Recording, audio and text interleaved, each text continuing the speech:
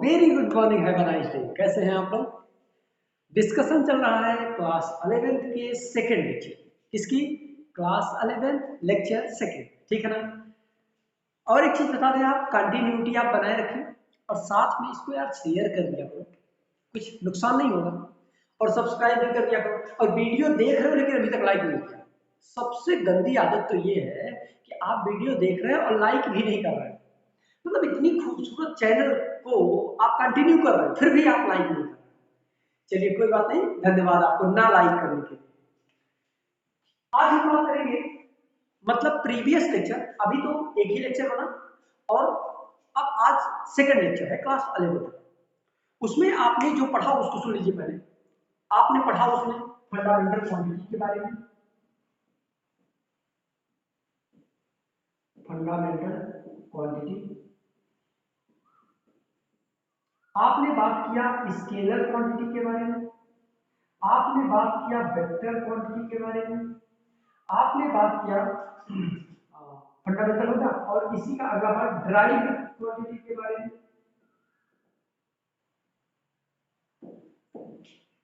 आपने बात किया स्केलर, फंडामेंटल, वेक्टर, ड्राइव, साथ में आपने बहुत सारी क्वांटिटियों के बारे में बात किया। अब याद ही नहीं आ रहा तो मैं क्या कर सकता हूं, और उसके यूनिट्स के बारे में बात किया। आपने बात किया फंडामेंटल हो गया और सप्लीमेंट्री एंगल के बारे में बात की, सप्लीमेंट्री क्वांटिटीज,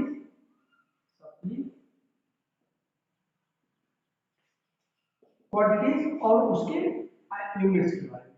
मतलब आपने कहा था कि 7 फंडामेंटल क्वांटिटीज होती हैं और 2 होती है सप्लीमेंट्री, कुल मिलाकर के हो जाती है 9। और इनके बाद में लगभग हमको अप्रॉक्सीमेटली 200 प्लस फिजिकल क्वांटिटी इसमें पढ़नी है। और उन फिजिकल क्वांटिटियों में हम धीरे धीरे इन्हीं 7 to 9 को यूज करते हुए हम आगे बढ़ते चलेंगे। नई नई क्वांटिटी मिलती जाएगी, नए नए यूनिट्स मिलते जाएंगे, ठीक है। अब हमने इन सारी चीजों पर बात डीपली कर लिया है। आज हमारा लेक्चर है डायमेंशनल। कल हम, मतलब जब हम प्रीवियस लेक्चर बना रहे थे तो प्रीवियस लेक्चर देखते समय आपने देखा था कि उसमें क्या आपको मिल गया था, आपको मिल गया था कि सेकेंड लेक्चर जो होगा उसका प्रीव्यू आपको वहां मिल गया था। मतलब आपको याद होगा तो आप आज पढ़ने वाले हैं डायमेंशनल एनालिसिस। डायमेंशनल एनालिसिस मतलब बीमीय विश्लेषण, बीमीय विश्लेषण। आपको एक चीज बता दूं मैं कि मैं हिंदी ही बोल रहा हूं। अगर मैं कोई चीज इंग्लिश में लिख दे रहा हूं तो आप ये समझिए कि मैं हिंदी बोल रहा हूं और तुरंत उसका ट्रांसलेट भी कर देता हूं लगभग लगभग, अगर दिमाग से कहीं उतर नहीं गया तो, ठीक है ना? तो इस तरीके से आप परेशान मत होइए, हिंदी इंग्लिश दोनों मीडियम के बच्चे इसको अफोर्ड कर सकते हैं, ठीक है ना? चलिए आज हम बात करते हैं बीमीय विश्लेषण। बीमीय विश्लेषण में 3 मेन क्वांटिटीज हैं जिसको आपको तुरंत अभी इसी वक्त याद कर लेना चाहिए। पहला है मास, दूसरा है लेंथ और तीसरा है टाइम। ठीक है, कहीं कहीं थीटा भी आएगा, कहीं कहीं ए आएगा, तो ये सब एक बात की बात है, जब आएगा तब बात करेंगे। अभी जो आ रहा है उस पर डिस्कशन करिए। मास मतलब होता है द्रव्यमान, मतलब, और मास की यूनिट होती है किलोग्राम केजी। लंबाई जो होती है लेंथ, इसका मात्रक होता है मीटर। और टाइम जो होता है इसका मात्रक होता है सेकंड। ध्यान से देखिए, ये तो मात्रक है, ये क्या है? यूनिट है, मात्रक है। लेकिन जो डायमेंशन होता है, जो बीमा होता है, डायमेंशन जो बीमा होता है, इसके बड़े वाले पहले लेटर, इसके पहले लेटर, इसके पहले लेटर को कैपिटल में लिख देते हैं, यही इसकी बीमा होती है। फिर से सुनिए, अगर मैं आपसे पूछूं कि मास की बीमा क्या है तो आप कहेंगे कैपिटल एम। मैंने पूछा लेंथ की बीमा क्या है, आप कहेंगे कैपिटल एल। मैं पूछूं आपसे टाइम की बीमा क्या है तो आप कहेंगे कैपिटल टी। इसको याद करिए पहले, एक चीज। दूसरी चीज, सबसे महत्वपूर्ण कॉन्सेप्ट बताने जा रहा हूं, कभी भी एम, एल और टी अकेले नहीं रह सकते, ये तीनों हमेशा पे एक दूसरे के साथ रहते हैं। जैसे मैं पूछूं मास की बीमा क्या है, तो जो यम लिखा है ठीक है, लेकिन एग्जैक्ट सही नहीं है, क्योंकि जो हमारे साइंटिस्टों ने कहा, हमारे साइंटिस्टों ने कहा कि जहां यम होगा वहां यल होगा, वहां टी होगा। और कोई के साथ जैसे थीटा है उसके साथ होना जरूरी नहीं है, ए है उसके साथ होना जरूरी नहीं है, लेकिन यम हो तो यल और टी होना चाहिए, यल है तो यम और टी भी उसके साथ होना चाहिए, टी है तो यम और यल इसके साथ होना चाहिए। जैसे वास्तव में जो लिखने का सिस्टम जो है वो ये होगा, इसका मतलब यम तो है ही, यल नहीं है, टी भी नहीं है, यल और टी की पावर 0। मैं एक चीज और भी बताऊंगा, अभी थोड़ा सा समय रखिए, पेशेंस रखिए। जैसे यहाँ बात करिए यल है तो यम नहीं है, तो यम के पावर जीरो, यल है टी के पावर टी नहीं है, तो टी के पावर जीरो। जैसे यहाँ टी है तो यम भी नहीं है और यल भी नहीं है और टी, मतलब एम एल टी तीनों एक साथ होगा, एम एल टी तीनों एक साथ लिखा जाएगा, एक साथ लिखा जाएगा। और कैसे, बड़े ब्रैकेट में लिखना है, बड़े कोष्ठक में, बड़े कोष्ठक में लिखना है आपको। ध्यान से देखिएगा, एक चीज अच्छा बताइए, यम के पावर 0 जहां लिखा है उसका मतलब क्या, 1 होता है। यल के पावर 0 का मतलब क्या होता है, 1 होता है। टी के पावर 0 का मतलब क्या होता है, मतलब किसी के भी पावर 1000 लिखा हो और उसको ब्रैकेट लगा के 0 लिख दिया जाए, इसका मतलब क्या होता है, 1। तो समझ लीजिए यल 1 है, टी 1 है, यल के पावर 0 टी के पावर 0 1 हो जाएगा, यही तो लिखा है। लेकिन जो सिस्टम साइंटिस्ट ने बताया, उन्होंने कहा कि ये एम एल टी तीनों होना चाहिए, एम एल टी तीनों होना चाहिए। जो आपने पीछे क्लास 11 क्लास 9 और 10 में जो पढ़ के आए हैं उस पर भी हम बात करेंगे।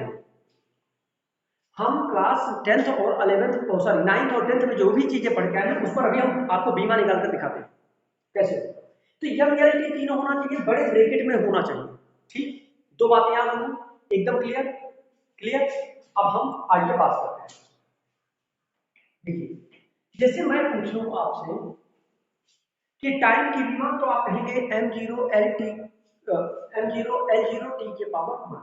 जो बीमा होती है ये बीमा एम एल टी नहीं है, फिर से सुनिए, बीमा एम एल टी नहीं है। अगर मैं पूछूं कि मास की बीमा क्या है, तो आप कहेंगे सर मास की बीमा एम में पावर से चेक करिए, एम का पावर कितना है, जो कि लिखा भी था, एम में मास में 1, लेंथ में 0 और टाइम टी में 0। मतलब जो मास की बीमा है वो है, ध्यान से देखिए, इसको याद करिए, सीरीज इसका यही है, यम है यल है टी, यम है यल है टी है। इसकी जब मैं बीमा पूछूंगा तो आप कहेंगे 1 0 0, इसकी बीमा क्या है 1 0 0, ये बीमा नहीं है, ये तो रिप्रेजेंटेशन ऑफ बीमा है। ये क्या है, बीमा को प्रदर्शित किया गया है, बीमा को प्रदर्शित किया गया है, बीमा उसकी क्या है 1 0 0। अगर मैं पूछूं समय की बीमा क्या है, तो आप कहेंगे 0 0 1, 0 0 1। फिर से सुनिए, अगर मैं पूछूं लंबाई की बीमा क्या है, तो आप क्या कहेंगे, यम 0 है, यल 1 है और टी 0। बोलिए जल्दी, तैयार हो रहा है ना, दिखाई दे रहा है अच्छा बोर्ड की नहीं, ये बताइए पहले, दिख रहा है, जबरदस्त दिख रहा है, बस बोलते जाइए आप, कॉन्सेप्ट क्लियर हो रहा है या नहीं, कॉन्सेप्ट क्लियर हो रहा है या नहीं, सिर्फ इतना बताइए। अब मैं आता हूं कोई और चीज लेकर के, जैसे कि मैं पूछ लूं आपसे कि वेग की बीमा क्या है। आप बहुत सारे एग्जाम्पल हम सॉल्व करेंगे, जब तक आपका कॉन्सेप्ट क्लियर नहीं होगा तब तक हम इसको पढ़ते जाएंगे, जब तक आपका कॉन्सेप्ट क्लियर नहीं होगा तब तक हम इसको पढ़ते जाएंगे। जैसे मैं पूछ लूं आपसे कि वेग की बीमा क्या होगी, मैं पूछ लूं आपसे चाल की बीमा क्या होगी, मैं पूछ लूं आपसे संवेग की बीमा क्या होगी, मैं पूछूं आपसे बल की बीमा क्या होगी, ये आप पढ़ चुके हैं नहीं पढ़ चुके हैं, ये सब पढ़ चुके हैं, कोई ऐसी चीज नहीं है जो आप नहीं पढ़े। तो मैंने पूछ लिया वेलोसिटी की बीमा क्या है, वेलोसिटी इक्वल टू होता है डिस्प्लेसमेंट अपॉन टाइम। अच्छा बताइए डिस्प्लेसमेंट क्या है? दूरी, दूरी मतलब लेंथ है। और अपॉन टाइम क्या है? टाइम। यानी यल होगा अपॉन टी होगा, यानी एल टी के पावर -1। भाई टी नीचे से ऊपर जाएगा तो टी के पावर -1। भैया यम नहीं है, जल्दी लिखिए, m0 एल टी के पावर -1। मैंने पूछा है आपसे कि वेलोसिटी की बीमा क्या है। मैंने क्या पूछा है? वेलोसिटी की बीमा क्या है। मैंने ये नहीं पूछा वेलोसिटी की बीमा किससे रिप्रेजेंट किया जाएगा। मैंने आपसे ये नहीं पूछा है कि वेलोसिटी की बीमा किससे रिप्रेजेंट किया जाएगा। मैं आपसे बात करूं, मैंने आपसे पूछा है वेलोसिटी की बीमा क्या है। मैंने ये नहीं पूछा बीमा किससे रिप्रेजेंट करेंगे, किससे प्रदर्शित करेंगे, कि संकेत क्या है ना। मैंने आपसे पूछा है कि वेलोसिटी की बीमा क्या है। तो आप तुरंत कहिए सर m0l1 होगा सर t के पावर -1 है, यानी इसकी बीमा होगी 0 1 और -1। बोलिए जल्दी, समझ में आया? बोलिए जल्दी, समझ में आया? आइए दूसरा एग्जांपल लीजिए। ये पहला एग्जांपल, दूसरा एग्जांपल। चाल बराबर क्या होता है? दूरी बटे समय। हिंदी वाले बच्चे देखिए, दूरी बटे समय। अच्छा दूरी क्या है? लंबाई। और समय क्या है? समय। लंबाई मतलब l और समय मतलब t। तो ये लिखा जाएगा l t के पावर -1। फिर से यह नहीं है, ये लिखना पड़ेगा m0 l t के पावर -1। मतलब क्या हो जाएगा? इसकी बीमा जब आपसे पूछी जाएगी तो आप क्या कहेंगे? आप कहेंगे सर 0 l का 1 है और t में बीमा -1। ध्यान से देखिए, आपको एक चीज याद होना चाहिए, जो वेग का मात्रक होता है वो होता है मीटर पर सेकंड, जो चाल का मात्रक होता है वो होता है मीटर पर सेकंड। तो मीटर पर सेकंड, मीटर किसका किसका यूनिट है? लेंथ का। और टाइम का यूनिट सेकंड है, इसीलिए यल और टी में ये रिलेशन मिल रहा है। देखिए यल1 t -1, यल1 t -1। बोलिए समझ में आया? मतलब आपसे पूछा जाए कि वेग की बीमा क्या है, चाल की बीमा क्या है, तो आप कहेंगे चाल और वेग दोनों की बीमा सेम होती है। बीमा बराबर होगी कि नहीं होगी, अगर ये जानना चाहते हैं तो आपको पहले ये जानना चाहिए कि वेग का मात्रक क्या है? मीटर पर सेकंड। चाल का मात्रक क्या है? मीटर पर सेकंड। इसका मतलब इसका मात्रक भी, बीमीय सूत्र भी सेम होगा। डायमेंशनल, ये जो है ये बीमीय सूत्र है, ये बीमा नहीं है। ये क्या है? बीमीय सूत्र है। ये क्या है? बीमीय सूत्र है। और ये क्या है? ये है बीमा। ये क्या है? बीमा है। ये क्या है? बीमा है। अब बात समझ में आ गई होगी। आइए अब संवेग की बात करते हैं, बहुत आसान है ना। देखिए संवेग बराबर क्या है? संवेग को p से रिप्रेजेंट करते हैं और p इक्वल टू m भी याद होना चाहिए आपको। तो m मतलब मास, मास मतलब फैक्टर m, और वेग, वेग की बीमा भी तुरंत आपने निकाला है, l t के पावर -1। यहां देखिए l t के पावर -1 m है ना, तो l t के पावर -1। जल्दी बोलिए, इसका मतलब ये क्या है? ये है बीमीय सूत्र।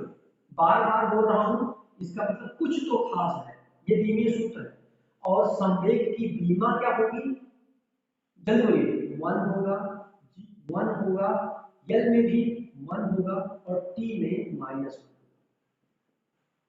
T में -1। जल्दी बोलिए, बीमा समझ में आ रही कि नहीं आ रही है? ये बीमा है। ये क्या है?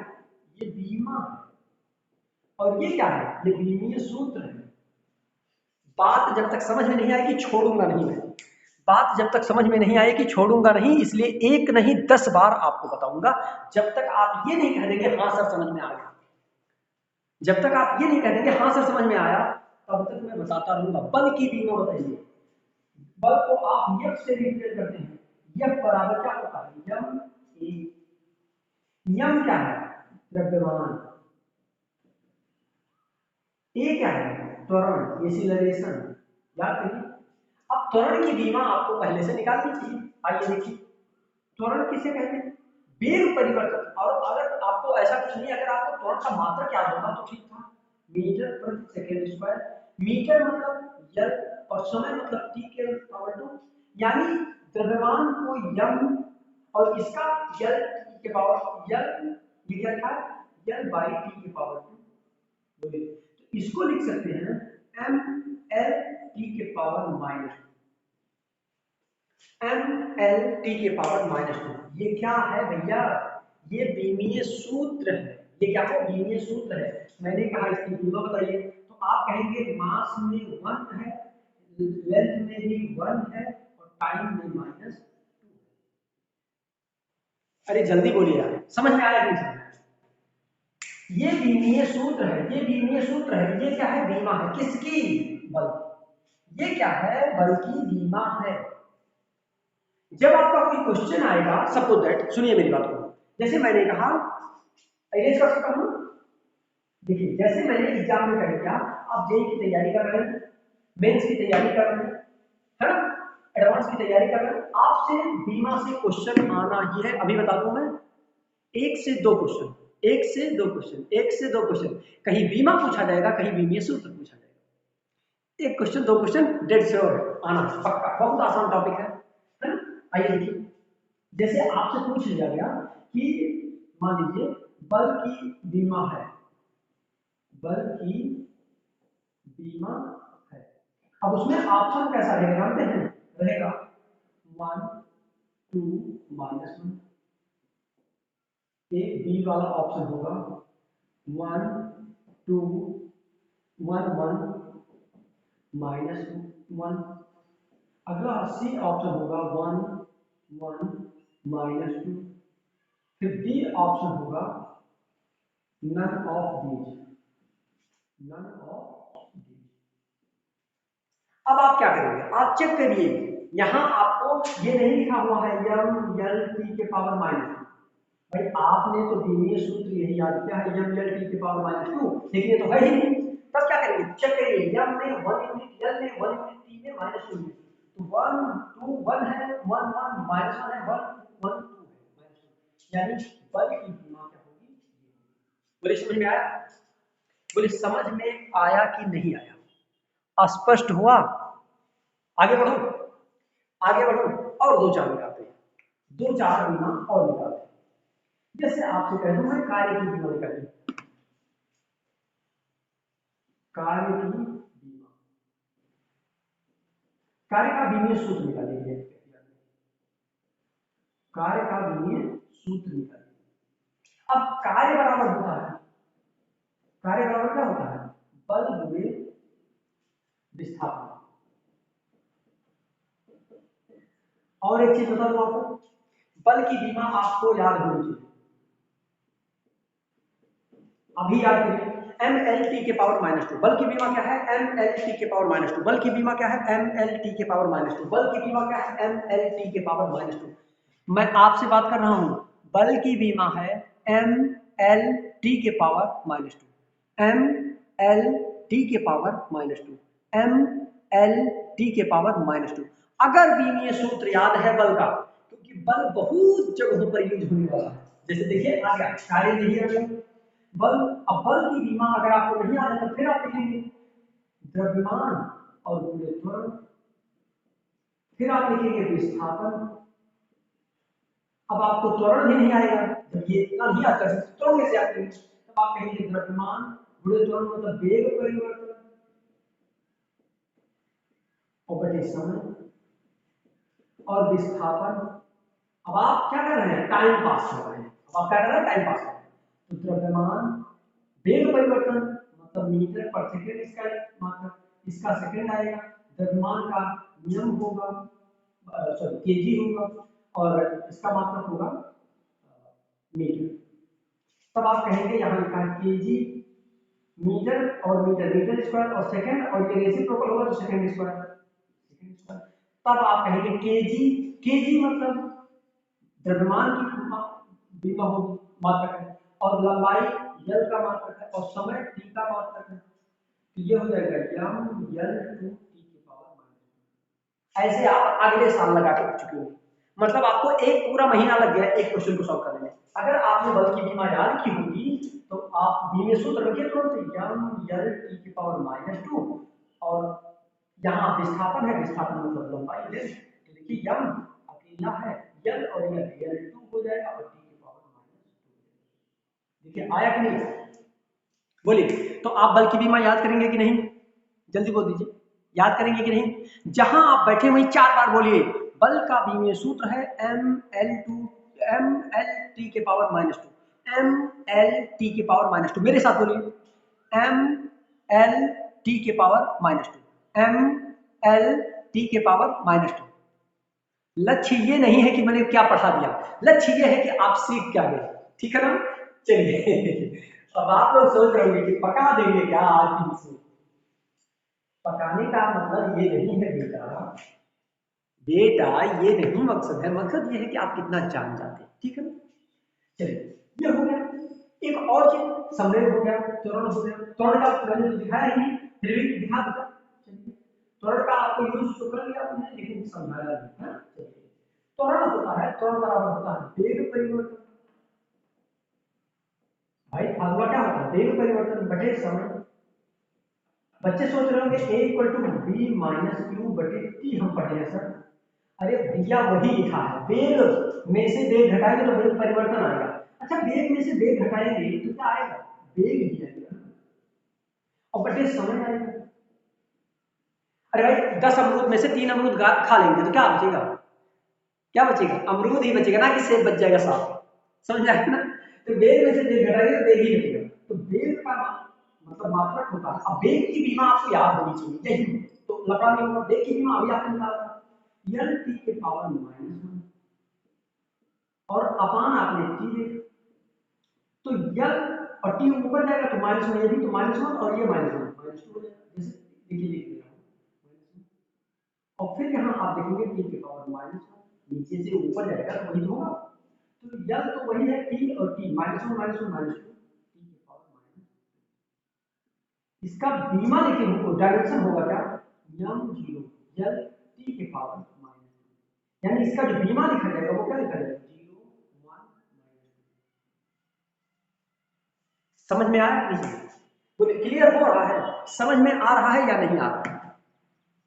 अब मैं आपसे पूछ लेगा अगर कि क्षेत्रफल की बीमा बताइए, क्षेत्रफल का बीमीय सूत्र कहिए। तो क्षेत्रफल बराबर क्या होता है, लंबाई गुणे चौड़ाई, मतलब लेंथ इनटू ब्रेथ। तो लेंथ मतलब l और ब्रेथ मतलब भी l, यानी क्या मिलेगा L2 मिलेगा। अब L2 जो मिलेगा, आप सोचोगे पहले टफ फिर आसान क्यों कर रहे हैं। आपको जब यूज करना आ जाएगा तो टफ कोई चीज नहीं है, आसान कोई चीज नहीं है, एकदम जैसे कॉन्सेप्ट समझ में आया सब कुछ, जितने टफ थे वो आसान हो गए, जितने आसान थे वो हलवा हो गए। समझ में आया, तो देखिए तो L2 हो गया। सर ने कहा है कि M भी होना चाहिए, यानी L2 T to the power 0, क्योंकि M और T नहीं है। और आपसे बीमा मैंने पूछा तो आप कहेंगे 0 2 0। तो समझ में आ गया, क्लियर, मजा आ रहा है नहीं आ रहा है। जैसे मैं पूछ लूं आपसे आयतन का बीमा, बीमीय सूत्र निकालिए और बीमा निकालिए। आयतन, अब आयतन मतलब आप जानते हैं लंबाई गुणे चौड़ाई गुणे ऊंचाई, बोलिए। अरे आप यही तो जानते हैं L into B into H. अच्छा एक चीज बताइए, लिखते जा रहे हैं ना, वेरी गुड। अब देखिए आप जानते हैं लंबाई है तो ये भी L होगा, चौड़ाई है तो ये भी L होगा, ऊंचाई है तो ये भी L ही होगा, यानी L3 है। और एक चीज बता दूं, इसको यल क्यूब या यल स्क्वायर नहीं पढ़ते, यल की टू दी पावर यल के पावर 2 मतलब यल स्क्वायर नहीं पढ़ते कभी।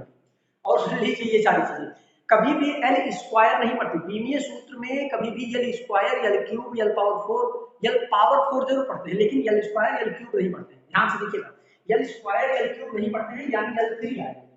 तो यल 3 आया तो जब नहीं है तो जब 0 हो जाएगा, यल 3 हो जाएगा और t 0। और मैं एक चीज बार बार बता रहा हूँ, याद रखिए पहले यम ही आता है, उसके बाद में यल ही आता है। पहले यम आता है, उसके बाद यल आता है, उसके बाद टी आता है। जो बीमा लिखा जाता है, जैसे यहाँ लिखा है 0 0 3 और 0, ये जो 0 3 0 लिखा हुआ है ये मास में एलिमेंट, लेंथ में 3 यूनिट और टाइम में 0। बात समझ में आया, कभी भी इसका मतलब आगे पीछे अगर इसको आप करेंगे तुरंत बीमा गलत। जैसे आप यम यल टी के सीरीज को आगे पीछे करेंगे तुरंत बीमा आपकी 100% गलत होगी, तुरंत आपकी 100% गलत होगी। समझ में आ रहा है, बोले क्लियर। समझ में आ रहा है? क्या मैं समझा पा रहा हूं? क्या मैं समझा पा रहा हूं? थोड़ा सा और आइए, जैसे मैं आपसे पूछ लूं घनत्व की बीमा क्या है, बीमा और बीमीय सूत्र क्या है? हमने क्या कहा, घनत्व का बीमा और बीमीय सूत्र क्या है? तो घनत्व को क्या बोलते हैं, डेंसिटी।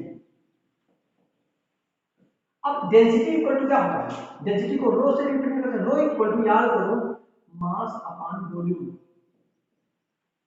बोलिए मास है, ध्यान से देखिए, मास है मतलब द्रव्यमान है, और बटे वॉल्यूम मतलब आयतन। तो द्रव्यमान का यम होता है और आयतन का, अभी एक मिनट पहले आपने निकाला L3, टी क्या हो जाएगा, ML3 ऊपर जाएगा तो माइनस में हो जाएगा, अभी L T तो है नहीं, है ना, तो आप लिखेंगे ML, M समझ में आता है, मैं लिखता हूँ ML3T0, यानी इसकी बीमा जब आप लिखेंगे तो क्या लिखेंगे, 130। बोले समझ में आ रहा है कि नहीं आ रहा है, बोलिए जल्दी, समझ में आ रहा है कि नहीं आ रहा है? अब मैं पूछ लूं आपसे कि रेफ्रेक्टिव इंडेक्स यानी अपवर्तनांक का बीमा क्या होगा, अपवर्तनांक की बीमा। अपवर्तनांक याद होना चाहिए, अपवर्तनांक को यन बोलते हैं, बोलिए यन इक्वल टू अपवर्तनांक। अगर याद हो तो velocity of light in vacuum, velocity of light in vacuum upon velocity of light in given medium. Velocity of light in vacuum upon velocity of light in given medium. Medium में निर्वात में प्रकाश की चाल, इसको कहेंगे निर्वात में प्रकाश की चाल, निर्वात में प्रकाश की चाल सी, और माध्यम में प्रकाश की चाल, माध्यम में प्रकाश की चाल। अच्छा एक चीज बताइए, निर्वात में प्रकाश की चाल क्या होती है? भाई हमको इसके यूनिट, इसके मात्रक से ही तो मतलब है, मात्रक हमको जैसे पता चलेगा तुरंत इसकी बीमा पता चल जाएगा, ठीक है ना। तो निर्वात में प्रकाश की चाल है, चाल है तो मीटर पर सेकंड होगा, अपान माध्यम में प्रकाश की चाल है, वेलोसिटी चाल है तो फिर से मीटर पर सेकंड होगा। अरे भैया मीटर पर सेकंड कर गया, इसका मतलब ये कोई यूनिट मात्रकहीन राशि है, ये क्या है, मात्रकहीन राशि, मात्रकहीन राशि है। और जो मात्रकहीन राशि होती है वो क्या होती है, बीमाहीन होती है, याद करो इसको, बीमाहीन होती है। फिर से बात सुनो, जितनी भी फिजिकल क्वांटिटियां हैं जिनका कोई मात्रक नहीं होता उनकी कोई बीमा भी नहीं होती।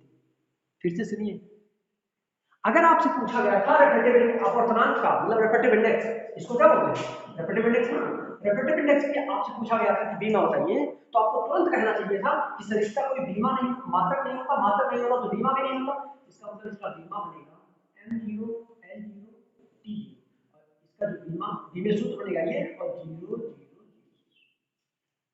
बोले समझ में आ गया, समझ में आया कि नहीं आया? यथासंभव आपको अच्छे अच्छे एग्जाम्पल जो आपके दिमाग में, जो आपको आवश्यकताएं, जो आपके उल्टे सीधे दिमाग में चल भी सकते हैं, ऐसा क्वेश्चन देने का प्रयास करो। आइए हम कुछ क्वेश्चन ले लेते हैं, इसका बीमा आप हमको क्या करेंगे, बीमा आप मतलब कमेंट करेंगे। हेलो बच्चों, तो ये है आपका होमवर्क, इसको आप बीमा सूत्र निकाल के मतलब बीमा और बीमीय सूत्र, बीमा एवं बीमीय सूत्र मतलब dimension and dimensional analysis, dimensional formula and dimension find करिए। जैसे क्षेत्रफल का एरिया, शक्ति का पावर, दाब का प्रेशर, आयतन का वॉल्यूम, संवेग का मोमेंटम, बल का फोर्स का मतलब गुरुत्वाकर्षण लेना, gravitational universal constant capital G का क्लास 9 में ही आपने पढ़ा है, विस्थापन का, है ना। और सुनिए तरंग दैर्ध्य का भी निकालिए, तरंग दैर्ध्य मतलब वेवलेंथ, याद है ना। दूसरा आवृत्ति मतलब फ्रीक्वेंसी, तीसरा तरंग दैर्ध्य आवृत्ति, और क्या था, आयाम एम्पलीट्यूड,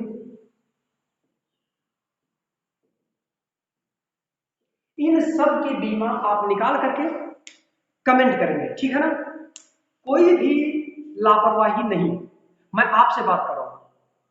अगर आप लापरवाही आज करेंगे, आज का लेक्चर आप नहीं देखेंगे, आज का लेक्चर आपको समझ में नहीं आएगा। कुछ लोग तो होंगे प्रीवियस लेक्चर देखा नहीं, सेकंड लेक्चर पे आ गए, उनको कतई समझ में नहीं आएगा। कतई समझ में नहीं आएगा मतलब कि नहीं आएगा, मतलब कि नहीं आएगा। इस चीज को आप नोट कर लीजिए। जब तक एक लेक्चर आप नहीं देखेंगे, सारे लेक्चर अटेंड नहीं करेंगे, आप कूद कूद कर अटेंड करेंगे, कभी कभी पढ़ेंगे, तो आप वो चीजें नहीं मिलेंगी जो आपको चाहिए। और एक चीज बता दूं मैं, घर बनाना आसान है, महल बनाना बहुत कठिन है। आप चूज कर लीजिए कि आप घर बनाना चाहते हैं या महल बनाना चाहते हैं। अगर आप घर बनाना चाहते हैं तो जैसा चल रहा है ठीक है, और अगर आपको महल बनाना है तो रोज मेहनत करना पड़ेगा, रोज करना पड़ेगा, कंटिन्यू करना पड़ेगा, ठीक है ना। फिर मिलेंगे हम आपसे नेक्स्ट लेक्चर में।